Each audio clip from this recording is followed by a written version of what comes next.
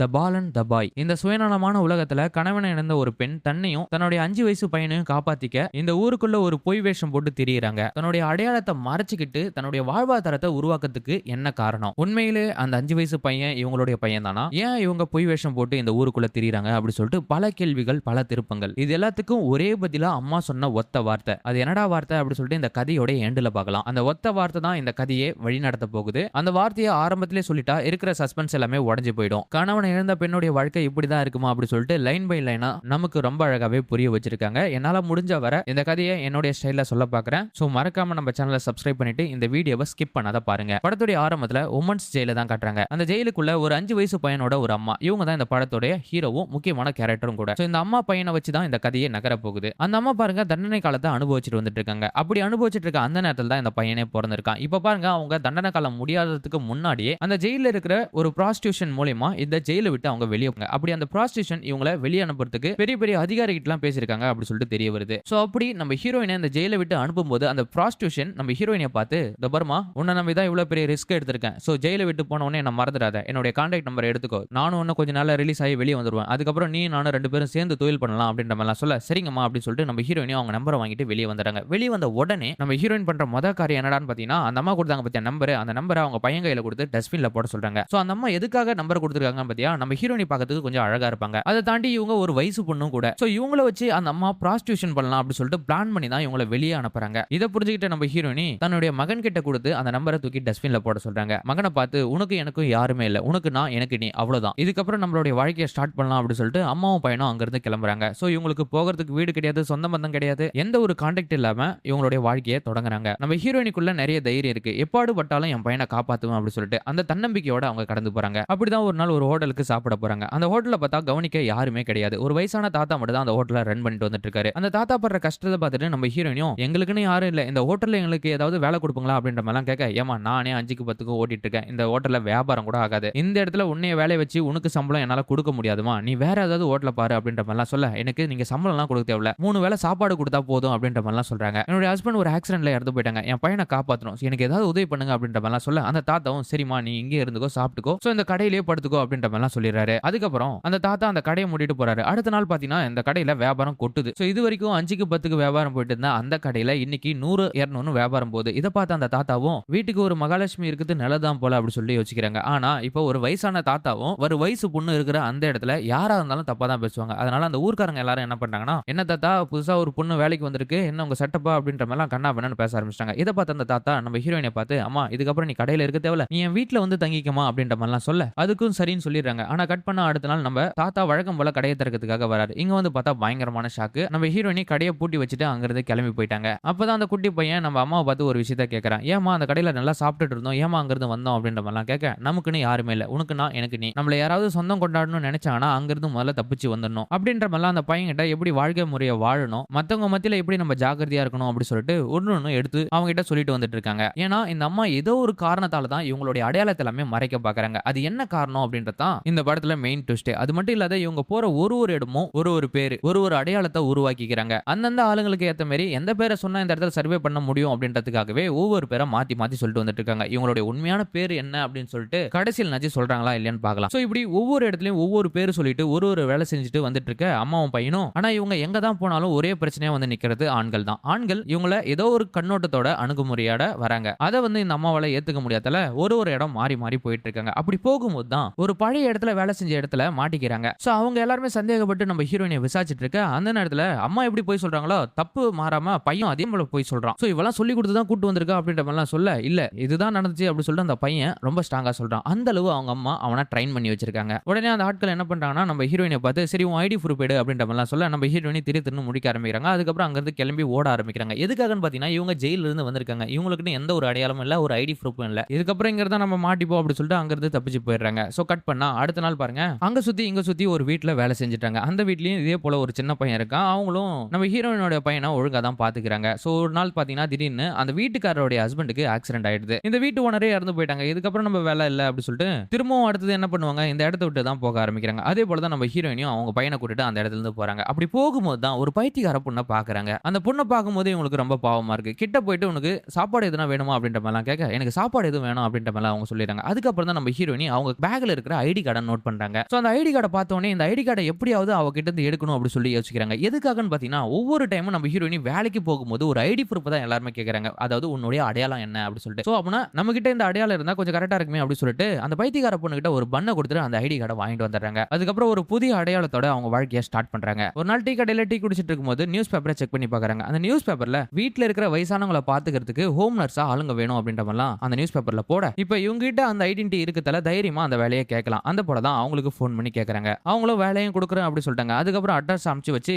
அந்த அட்ரஸுக்கு போனா அந்த வீட்ல ஒரு வயசான பாட்டி இருக்காங்க. ரொம்ப உடம்பு முடியாததா இருக்காங்க. அவங்க பசங்க எல்லாம் பாத்தீங்கன்னா துபாயில இருக்காங்க. அம்மா கிட்ட சண்டை போட்டு பல வருஷமா பேச இருக்காங்க. சோ இப்ப இத வந்து நம்ம ஹீரோயினி அட்வான்டேஜா எடுத்துக்காங்க. எதுக்காகன்னு பாத்தீங்கன்னா இந்த வயசான அம்மா மட்டும் தான் இங்க இருக்காங்க. அவங்க பசங்க எல்லாமே ஃபாரின்ல இருக்காங்க. நமக்கு எந்த பிரச்சனையும் இருக்காது. நம்ம இவங்க கூட இருந்து சர்வே பண்ணிக்கலாம் அப்படின்ற மாதிரி ஒரு யோசனையோட இருக்காங்க. அதுக்கப்புறம் இந்த வயசான அம்மாவை பத்தி கேரக்டர் எல்லாமே தெரிஞ்சுக்க ஆரம்பிக்கிறாங்க. இந்த வயசான அம்மா ரொம்ப கோவக்காரியாட்டுது. ஏதாவது தப்பு தண்டா பண்ணா கண் எடுத்து ஷூட் பண்ணிடுமா. கையில துப்பாக்கி வச்சுட்டு தான் சர்வே பண்ணிட்டு வந்துட்டு இருக்கோம். அதுவும் யாராவது வேலை செய்யறவங்க பிடிக்கலனா அவங்களே ஷூட் பண்ணிடுமா அப்படின்ற மாதிரிலாம் நிறைய பேச்சு பொருள் போயிட்டு இருக்கு. இப்பதான் நம்ம ஹீரோயினி உள்ள வந்து அவங்க கிட்ட இன்ட்ரோ வராங்க. நீ எங்க இருந்து வந்திருக்க அப்படின்ற மாதிரிலாம் கேட்க உங்க பையன் தான் என்ன அனுப்பிச்சு வச்சாரு அப்படின்ற மாதிரிலாம் போய் சொல்லிடுறாங்க. ஏன்னா அவங்க பையனுக்கும் இவங்க தான் பேச்சுவார்த்தையே இல்ல. மாசான காசு அனுப்பிச்சிருவாரு. ஒரு கிளைண்ட் இருப்பாரு. அந்த கிளைண்ட் வச்சு ஒரு ஹோம் நர்ஸை ரெடி பண்ணி அவங்கள பார்த்துட்டு இருப்பாங்க. சோ இப்பதான் அந்த ஐடி ப்ரூஃப் வச்சு அந்த கிளைண்ட் கிட்ட பேசி நம்ம ஹீரோயினி உள்ள வந்துட்டாங்க. அதுக்கப்புறம் அந்த வயசான பாட்டி நம்ம ஹீரோயினை பார்த்து நான் இப்படி அப்படின்லாம் பேசிட்டு என்கிட்ட கொஞ்சம் ஜாக்கிரதையா இரு அப்படின்ற மாதிரிலாம் சொல்லிடுறாங்க. சரி நான் ஜாக்கிரதையா இருக்கேன் அப்படின்னு சொல்லிட்டு அவங்க வேலையை பார்த்துட்டு இருக்க. ஆஃப்டர் உள்ள வந்ததுக்கு அப்புறம் நம்ம ஹீரோயினி என்ன பண்றாங்கன்னா அந்த பாட்டிக்கு தேவையான பணிவிடை எல்லாமே செய்யறாங்க. அதாவது சாப்பாடு கொடுத்து மருந்து மாத்திரை கொடுக்கறது,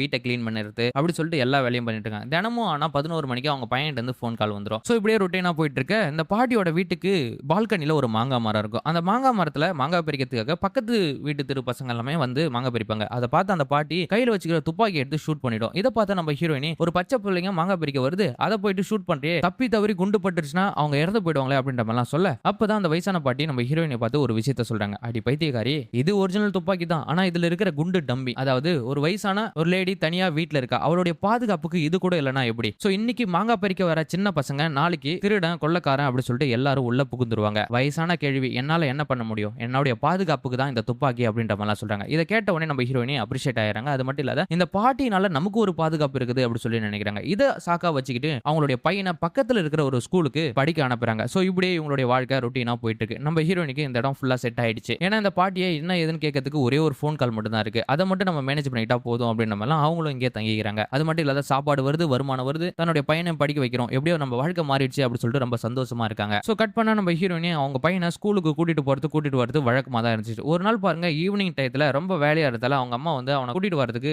போக முடியல. அந்த நேரம் பார்த்து அந்த பையன் என்ன பண்ணிடுறான்னா ஃப்ரெண்ட்ஸோட அம்மா வரத்தால அந்த பசங்களோட வெளியே சுத்த போயிடறான். சோ பையனை கூட்டு வரலாம் அப்படின்னு சொல்லிட்டு ரொம்ப நேரமா போன அவங்க பையனை காணமே அப்படி சொல்லிட்டு துடிச்சு போயிடுறாங்க. சோ சுத்தி முத்தி பார்க்கும்போது தூரத்துல ஒரு 4-5 பசங்க விளையாடுறாங்க. அந்த இடத்துல இந்த பையன் இருக்கான். அப்ப உடனே பையன் கிட்ட போயிட்டு அம்மா வராத, எங்கேயும் போயிடக்கூடாது, சோ என்ன ஆனாலும் பரவாயில்ல, நான் வர வரைக்கும் நீ வெயிட் பண்ணி தான் ஆகணும் அப்படி சொல்லிட்டு அம்மா ரொம்ப ஸ்ட்ராங்கா சொல்றாங்க. சோ அதை கேட்ட பையனும் இதுக்கப்புறம் நான் எங்கேயும் போக மாட்டேமா அப்படின்ற மாதிரி அம்மாவுக்கு வாக்கு கொடுக்குறான். அன்னைக்கு நைட்டு பாருங்க அந்த பாட்டிக்கு சாப்பாடு கொடுத்து வந்துறாங்க. திடீர்னு பார்த்தா மூச்சு திணறல் ஏற்படுது. சோ அதுக்கு தேவையான மருந்து கொடுத்து அவங்கள காப்பாத்திடுறாங்க. அதுக்கப்புறமா தன்னுடைய வாழ்க்கையில இப்படி எல்லாம் நடந்துச்சு அப்படின்ற மாதிரிலாம் அந்த வயசான பாட்டி நம்ம ஹீரோயின்ட்ட ஷேர் பண்ணிட்டு வந்துட்டு இருக்காங்க. அதுக்கப்புறம் தான் அந்த வயசான பாட்டி நம்ம ஹீரோயினை பார்த்து நான் எல்லாத்தையும் உங்ககிட்ட ஷேர் பண்ணிட்டு வரேன், உன்னை பத்தி எதுவுமே சொல்லலையே அப்படின்ற மாதிரிலாம் கேட்க என்னை பத்தி பெருசா சொல்றதுக்கு எதுவுமே இல்லை, நான் வேணா ஒரு கதை சொல்றேன் அப்படின்ற மாதிரிலாம் நம்ம ஹீரோயினி ஒரு கதையை சொல்றாங்க. ஒரு ஊர்ல ஒரு ராட்சசன் இருக்கான். அந்த ராட்சசனை ஒரு பொண்ணு கல்யாணம் பண்ணிக்கிறா. போக போக தான் அவனுடைய உண்மையான முகமே வெளியே வருது. இந்த பொண்ணை ஒரு அடிமைத்தனமா தான் நடத்திட்டு வந்துட்டு இருக்கான். இதை தாங்க முடியாத அந்த பொண்ணு எப்படியாவது இவனை விட்டு போயிடலாம் அப்படி சொல்லிட்டு நினைச்சிட்டு வந்துட்டு இருக்கா. ஒரு கட்டத்துக்கு அப்புறம் தான் அந்த பொண்ணுக்கே தெரிய வருது நான் கர்ப்பமா இருக்கேன் அப்படி சொல்லிட்டு. இந்த பையனுடைய எதிர்காலம் வீணா போக கூடாது அப்படி சொல்லிட்டு எல்லாத்தையும் அக்செப்ட் பண்ணிட்டு இருக்கா. ஒரு கட்டத்துக்கு அப்புறம் ஹஸ்பண்டோடைய அதாவது அந்த அரக்கனுடைய டார்ச்சர் தாங்க முடியாதல ரொம்பவே வேதனைப்பட்டுட்டும் வருத்தப்பட்டு வந்துட்டு இருக்கா. இதுக்கப்புறம் இந்த பையனுடைய வாழ்க்கையும் வீணா போயிடக்கூடாது அப்படின்ற ஒரே காரணத்துக்காக அந்த ராட்சசனை அந்த பொண்ணு கொலை பண்ணிடுறா. கொலை பண்ண காரணத்தாலே கர்ப்பமான பொண்ணை அரெஸ்ட் பண்ணிடுறாங்க. அந்த ஜெயிலுக்குள்ளே ஒரு குழந்தையை பெத்தெடுக்கிறா. இதுக்கப்புறம் தன்னுடைய வாழ்க்கையை தன்னுடைய மகனுக்காக அர்ப்பணிக்கணும் அப்படி சொல்லிட்டு அந்த ஜெயிலை விட்டு வந்து வெளியில சர்வே பண்ணிட்டு வந்துட்டு இருக்கா. சோ இந்த போல ஒரு குட்டி கதையை நம்ம ஹீரோயின் வந்து அந்த பாட்டி கிட்ட சொன்னோடனே அந்த பாட்டி புரிஞ்சுக்கிறாங்க. சோ இது குட்டி கதைலாம் இல்ல, இது உன்னோட கதை தான் அப்படி சொல்லிட்டு. நீ இவ்வளவு பெரிய கொடூரமான வாழ்க்கையில இருந்து வந்திருக்கே, இதுக்கப்புறம் உன்னை பார்த்து எனக்கு பயம் கிடையாது, இந்த துப்பாக்கியை தூக்கி போட்டுரு அப்படி சொல்லிட்டு அந்த வயசான பாட்டியும் சொல்றாங்க. ஏன்னா இது வரைக்குமே அந்த வயசான பாட்டி இவ எனக்கு ஏதாவது மருந்து வச்சிருவாளா அப்படி சொல்லிட்டு அவங்களுக்குள்ள ஒரு சின்ன பயம் இருக்கும். சோ அந்த பயத்துக்கும் இப்ப முற்றுப்புள்ளி வச்சாச்சு. அதுக்கப்புறம் அந்த பாட்டி இன்னொரு விஷயத்தையும் நம்ம ஹீரோயின் கிட்ட சொல்றாங்க. அது என்னன்னு பாத்தீங்கன்னா நான் செத்துட்டுனா நீ யாருக்கிட்டையும் சொல்ல தேவையில்ல, இந்த இடத்தையும் இந்த சொத்து பத்து நீயே எடுத்துக்கோ, நான் தான் பிழைக்கல, நீனாச்சும் பிழை அப்படின்ற மாதிரிலாம் அந்த வயசான பாட்டி சொல்றாங்க. சோ அதுக்கப்புறம் இவங்க ரெண்டு பேருமே ஒண்ணு சேர்ந்துறாங்க. சோ இப்படியே நாட்கள் நகர்ந்து போயிட்டு இருக்கு. ஒரு நாள் பையனை ஸ்கூல்ல விட்டுட்டு காய்கறி வாங்கலாம் அப்படி சொல்லிட்டு ஒரு மார்க்கெட்டுக்குள்ள நம்ம ஹீரோயினி போறாங்க. அப்பதான் அந்த ஜெயில இருந்து அனுப்பிச்சாங்க பாத்தியா அந்த அம்மா நம்ம ஹீரோயினியை பாத்துறாங்க.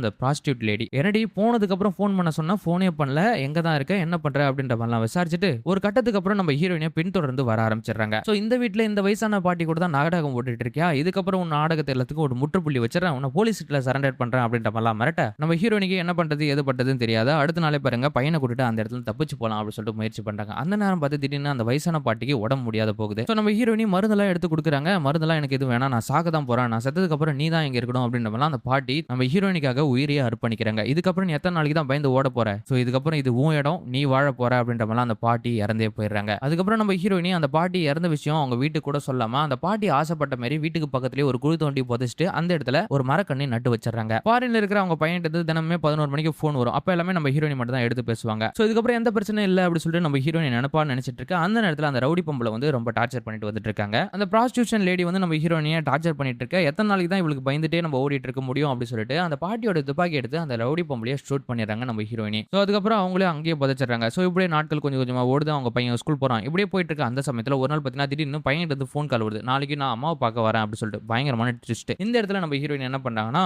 இங்க தாங்க கதையில பெரிய திருப்பமே நடக்க போகுது. அது என்னன்னு பார்த்தீங்கன்னா ஒரு சைடு பள்ளிக்கூடத்துக்கு போன பையன் அம்மா வருவாங்க நம்மள கூட்டிட்டு போவாங்க அப்படி சொல்லிட்டு அவன் அந்த இடத்துல வெயிட் பண்ணிட்டு இருக்கான். இன்னொரு சைடு பார்த்தா பாட்டியை பார்க்கணும் அப்படி சொல்லிட்டு அவங்க பையன் ஊர்ல இருந்து வந்துட்டு இருக்கான். போச்சுடா நம்ம மாட்டிட்டு அப்படி சொல்லிட்டு இவங்க வந்து பயந்துட்டு இருக்காங்க. நேரம் ஆக ஆக பாட்டியோட பசங்களும் இப்ப வீட்டுக்கே வந்துட்டாங்க. சோ அந்த போல சமயத்துல தான் பாட்டியோட பசங்களையே போட்டு தள்ளிடலாம் அப்படி சொல்லிட்டு துப்பாக்கி எடுத்து வாசலுக்கு நேரா துப்பாக்கியை வச்சு நீட்டிட்டு இருக்காங்க. கடைசியா அந்த பாட்டியோட பசங்களும் வந்து கதவு திறக்கிறாங்க. நம்ம ஹீரோயினியும் அவங்கள ஷூட் பண்ணிடுறாங்க. கதையே வேற மாதிரி மாறிடுச்சு. அதுக்கப்புறம் நம்ம ஹீரோயினியை அரெஸ்ட் பண்ணி கூட்டிட்டு போயிறாங்க. இப்போ நம்ம சின்ன பையன் இருக்கான் பாத்தியா, ஸ்கூல்ல இருந்து வந்தான் பாத்தியா, அம்மா தான் சொல்லியிருக்காங்க எவ்வளவு நாளமானாலும் இங்க தான் இருக்கணும் அப்படி சொல்லிட்டு. நம்ம இந்த பையனும் அங்கேயே ரொம்ப நேரமா வெயிட் பண்ணிட்டு இருக்கான். சோ இங்க ஒரு பையன் வெயிட் பண்ணிட்டு இருக்கான் அப்படி சொல்லிட்டு ஒரு போலீஸ் ஆபீசர் என்ன பண்ணிட்டானா அவனை ஸ்டேஷனுக்கு கூட்டிட்டு போறாரு. நீ யாரு என்னன்னு விசாரிச்சு பாக்குறாங்க. நம்ம பையன் வந்து வாயே திறக்க மாட்டேன்றான். அப்படி போலீஸ் ஸ்டேஷனுக்கு கூட்டிட்டு போறாரு பாத்தியா அந்த போலீஸ் ஆபீசர், அவருக்கு அந்த ஸ்டேஷன்ல நல்ல பேரே கிடையாது. சோ அங்க போனதுக்கு அப்புறம் சின்ன பையன் கூட பார்க்காம அவனை போட்டு நீ யாரு என்னன்னு சொல்லிட்டு பிரஷர் பண்ணிட்டு வந்துட்டு இருக்காரு. இதெல்லாமே பாக்குற பக்கத்துல இருக்க கான்ஸ்டபிள் இவனை போட்டு பிரஷர் எல்லாம் பண்ணாதங்க, வேற ஏதாவது டீடைல் எதனா விசாரிக்க முடியுமா போட்டு விசாரிங்க, மத்தத நான் பாத்துக்கிறேன் அப்படின்ற மாதிரிலாம் அவர் சொல்ல. சோ யாரோ என்னன்னோ விசாரிச்சு பாக்குறாங்க. அந்த பையன் வாயே திறக்க மாட்டான். கடைசியா அந்த கூட்டிட்டு வந்த போலீஸ் ஆபீசரை விசாரிச்சு பாக்குறாரு, வாயே திறக்கல. அட போடா அப்படி சொல்லிட்டு அவர் அங்க இருந்து கிளம்பி போயிறாரு. அவரு கேஷாலிட்டியா இருக்கிற அந்த நேரத்துல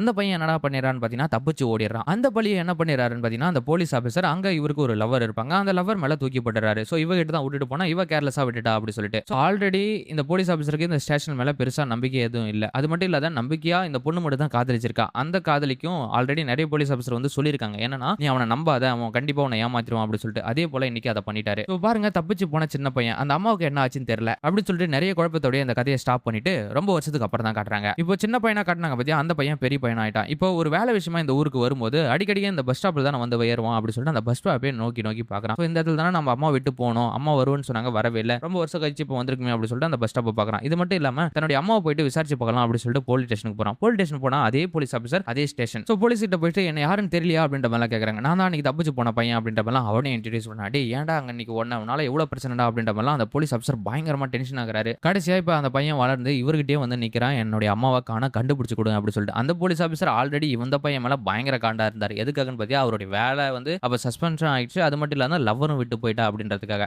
ரொம்ப வருஷம் கழிச்சு மாட்டிருக்காண்டா, இவனை வச்சு செய்யலாம்டா அப்படின்ற மாதிரி அந்த போலீஸ் ஆபீசர் நினைக்க, சரி சார் என்ன மன்னிச்சிருங்க அப்படின்ற மாதிரி அந்த பையன் கேட்டு எங்க அம்மா எங்க இருக்காங்க அப்படின்ற மாதிரிலாம் கேட்கறான். உங்க அம்மா ஒரு பைத்தியக்கார ஹாஸ்பிட்டல் இருந்து நான் தான் கூட்டு வந்து வச்சிருக்கேன், முடிஞ்சா என்கிட்ட இருந்து உங்க அம்மாவை திருப்பி வாங்கிடா அப்படின்ற மாதிரிலாம் அந்த போலீஸ் ஆபீசர் நம்ம பையனை பார்த்து மிரட்ட ஆரம்பிக்கிறாரு. சோ அதுக்கப்புறம் அந்த பையன் ஒரு கட்டத்துக்கு அப்புறம் அம்மாவை கொடுத்துருங்க அப்படின்னு சொல்லிட்டு ரொம்ப கெஞ்சி கூத்தாடி கேட்கிட்டு பாக்குறான். ஆனா அவர் வந்து அந்த பழிவாங்குற எண்ணத்தோட தான் இருக்காரு. சோ எதுக்காக அவங்க அம்மாவை இந்த அளவு டார்ச்சர் பண்ணி வச்சிருக்காருன்னு பாத்தீங்கன்னா அந்த பையன் ஓடி போன அந்த ரீசனுக்காக தான். இந்த போயில சமயத்துல அந்த பையன் அந்த ஸ்டேஷனை சுத்தி சுத்தி வந்துட்டு இருக்கு. அந்த ஸ்டேஷன்ல ஒருத்தருடைய போட்டோவை பாக்குறான். அந்த போட்டோ வேற யாருமே இல்ல, நம்ம டொவினோ தாமஸ் தான். போட்டோவை பார்த்தோன்னே அந்த போட்டோ எடுத்து போயிட்டு அந்த போலீஸ் ஆபீசரை காட்டு, நான் இவரை உங்களுக்கு கண்டுபிடிச்சு கொடுத்தா எங்க அம்மாவை திருப்பி கொடுப்பீங்களா அப்படி சொல்லிட்டு கேக்குறாங்க. இது இவனுக்கு உனக்கு தெரியுமா அப்படின்ற மாதிரி கேட்க, ஆமா எனக்கு தெரியும் அப்படின்ற மாதிரி அந்த பையன் சொல்றான். எப்படின்னு பாத்தீங்கன்னா நம்ம குட்டி பையன் அன்னைக்கு தப்பிச்சு போனான் பாத்தியா, அன்னைக்கு தான் அந்த ரவுடி பையனை தப்பிச்சு போயிருக்கான். அதாவது நம்ம டொவினோ தாமஸ் அவர் வந்து திருட்டு பையன். சோ சின்ன சின்ன திருட்டுலாம் பண்ணிட்டு போலீஸ் ஆபீசரால பிடிபட்டு வந்து நிக்க ஒரு கட்டத்துக்கு அப்புறம் அவனும் தப்பிச்சு போறான். சோ இவரை நான் பிடிச்சு கொடுக்குறேன் எங்க அம்மா கொடுக்குறேன் அப்படின்ற மாதிரி சொல்ல ஒரு கட்டத்துக்கு அப்புறம் நம்ம அந்த குட்டி பையன் என்ன பண்ணிடுறான்னா நம்ம டொவினோ தாமஸை பிடிச்சு கொடுக்குறேன் அப்படின்னு சொல்லிட்டு பிடிச்சு கொடுத்துறான். அது என்னடான்னு பாத்தீங்கன்னா நம்ம டொவினோ தாமஸ் கூட தப்பிச்சு போன சின்ன பையன் நம்ம டொவினோ தாமஸ் கூட தான் இவ்வளவு நாளா சர்வே பண்ணிருக்கான், அவன் கூட தான் வளர்ந்திருக்கான். ஒரு அப்பா மாதிரி நம்ம டொவினோ தாமஸ் இவனை வழி நடத்திருக்காரு. ஒரு கட்டத்துக்கு அப்புறம் தன்னுடைய அம்மாவை பார்க்கணும் அப்படின்றதுக்காக தான் இங்க கிளம்பி வந்திருக்காரு. சோ டொவினோ தாமஸ் மட்டும் கொஞ்சம் நார்மலான பர்சன்லாம் இல்ல, குடிச்சிட்டு வெட்டியா செலவு பண்ணிட்டு சோ ஒரு ஏடா கூடமான ஆளு. இருந்தாலும் அவர்கிட்ட ஒரு சின்ன அன்பு இருக்குது அப்படின்னு சொல்லிட்டு தான் இவ்வளவு நாளா அந்த குட்டி பையன் சர்வே பண்ணிட்டு வந்துட்டு இருக்கான். சோ இந்த போல சமயத்துல நமக்கு அம்மாவா இவரான்னு பார்த்தா நம்ம தான் முக்கியம் அப்படின்னு சொல்லிட்டு நம்ம டொவினோ தாமஸை போலீஸ் கிட்ட பிடிச்சு கொடுத்துறான். சோ அதுக்கப்புறமா அந்த பையன் போலீஸ் கிட்ட போயிட்டு இதுக்கப்புறம்னாச்சும் எங்க அம்மாவை திருப்பி கொடுத்துருங்க அப்படின்ற மாதிரிலாம் கேட்க,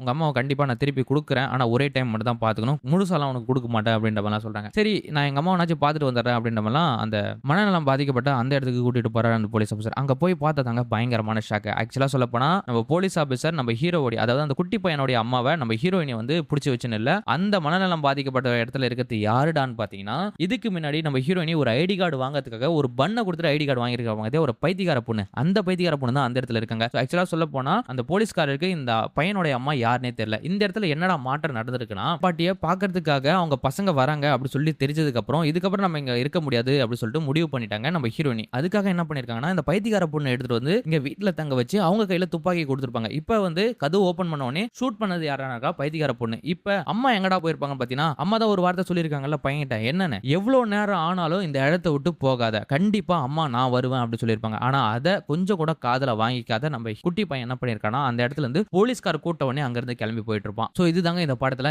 ஏற்பட்ட மிகப்பெரிய மாற்றமே. சோ இப்ப அந்த பைத்தியக்கார பொண்ணை பாக்குற நம்ம பெரிய பையன் என்ன பண்ணிடுறான்னா இதுக்கப்புறம் அவருக்கு ஒரு விஷயம் புரிஞ்சிச்சு. அதாவது அம்மா சொல்லியிருக்க அந்த ஒத்த வார்த்தை என்ன ஆனாலும் அம்மா நான் கண்டிப்பா திரும்பி வருவேன் என்ன நம்பு அப்படி சொல்லிருப்பாங்க பாத்தியா. இப்ப நம்ம குட்டி பையன் என்ன பண்றானா அந்த இடத்துல இருந்து வேகமா ஓட ஆரம்பிக்கிறான். அதாவது அந்த இடத்துக்கு தினமும் ஸ்கூல் விட்டு வந்து இறங்குவாங்க பத்தியா அம்மா பிக்கப் பண்ணி போவாங்க பத்தியா அந்த இடத்துக்கு போகிறான். அங்க போய் பார்த்தா அதே போல அவங்க அம்மா இருக்காங்க. பையனுக்கு பயங்கரமான ஷாக்கு. அப்பனா தினம் கிட்டத்தட்ட 8 வருஷமா அம்மா தினமா இந்த இடத்துல வந்து இதே நேரத்துக்கு வந்து நமக்காக வெயிட் பண்ணிருக்காங்க. நம்ம தான் இதை மிஸ் பண்ணிட்டோமே அப்படி சொல்லிட்டு ரொம்ப வருத்தப்படுறான். அம்மாவை பார்த்து நான் மன்னிச்சிருமா அப்படின்ற மாதிரிலாம் கேட்க அதான் நீ எனக்கு திரும்ப கிடைச்சிடல இதை விட எனக்கு பெரிய சந்தோஷம் என்ன அப்படின்ற மாதிரிலாம் அவங்க அம்மா சொல்றாங்க. அப்பதான் இன்னொரு அந்த வார்த்தையை திரும்பவும் சொல்றாங்க. நான் தான் அப்பவே சொன்னல என்ன ஆனாலும் எவ்வளவு நேரம் ஆனாலும் அம்மா நான் சொல்லியிருக்கல நான் திரும்ப வருவேன் அப்படி சொல்லிட்டு அதை கேட்ட உடனே பையன் ரொம்பவே சந்தோஷப்படுறான். அது மட்டும் இல்லாத அம்மா என்னுடைய புது பேர் என்ன அப்படி சொல்லிட்டு அவங்க பையன் கேட்க அவங்க அம்மா வழக்கம் போல அவனுடைய காதல அவனுடைய புது பேரை சொல்றாங்க. அதோட இந்த படத்தோட நிற்கிறாங்க. சோ படம் பார்த்து கேட்ட எல்லாருக்கும் உங்களுக்கு இந்த படம் ரொம்ப பிடிச்சிருக்கும்னு நினைக்கிறேன். இந்த படத்துடைய கதை நான் சொன்ன விதம் உங்களுக்கு பிடிச்சிருந்தா மறக்காம கமெண்ட் பாக்ஸ்ல உங்களுக்கு பிடிச்ச எமோஜா போட்டு விடுங்க. Okay take care bye by.